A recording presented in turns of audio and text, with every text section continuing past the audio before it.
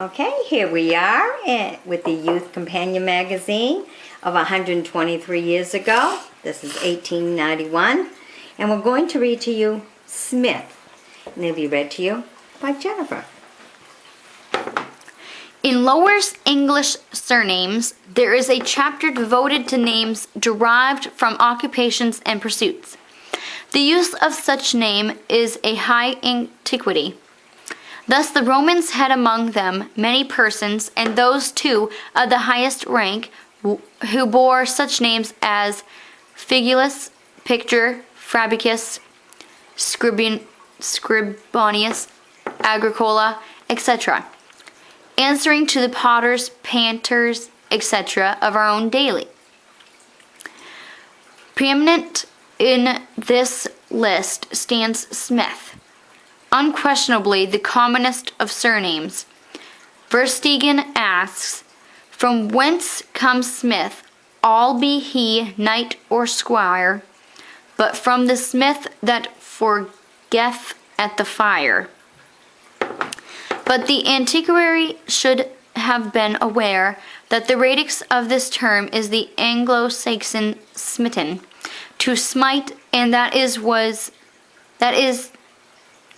was originally applied not merely to the Cyclopean fraternity, but also the wheelwrights, carpenters, masons, and in short, to smitters in general.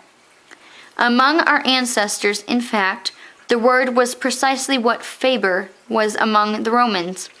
Any smith, forger, hammerer, maker, or mechanical workman. Otherwise, it would be hard to account for the great frequency of the name.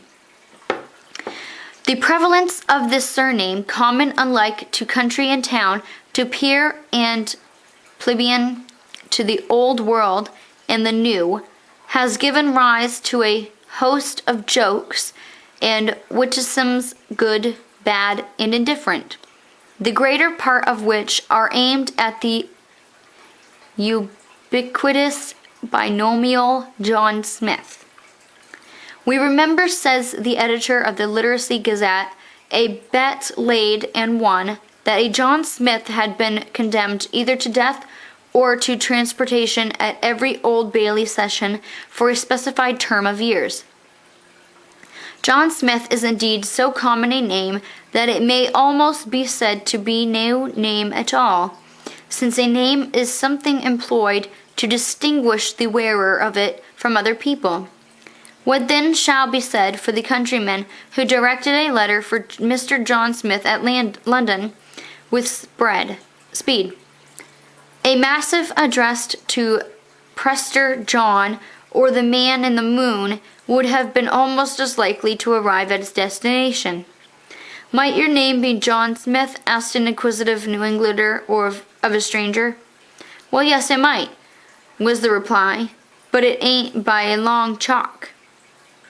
Mr. Lower mentions the story of a wag who arrived too late at a crowded theater and called out in a loud voice, "Mr. Smith's house is on fire," whereupon there were seats enough and to spare.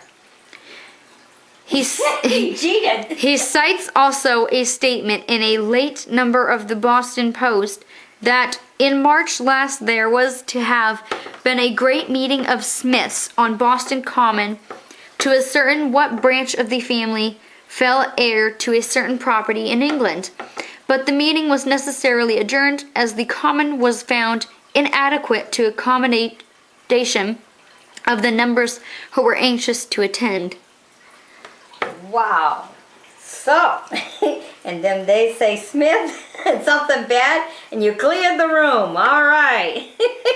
We clear the room differently these days. Get the whole theater to yourself. Yeah, get the whole theater to yourself. There, bring your family, you're all set. Just say, "Hey, the house of Smith is on fire." All right, that's an interesting story. That was kind of cute, and it was nice. So stay tuned, and we'll bring you some more. Bye-bye now.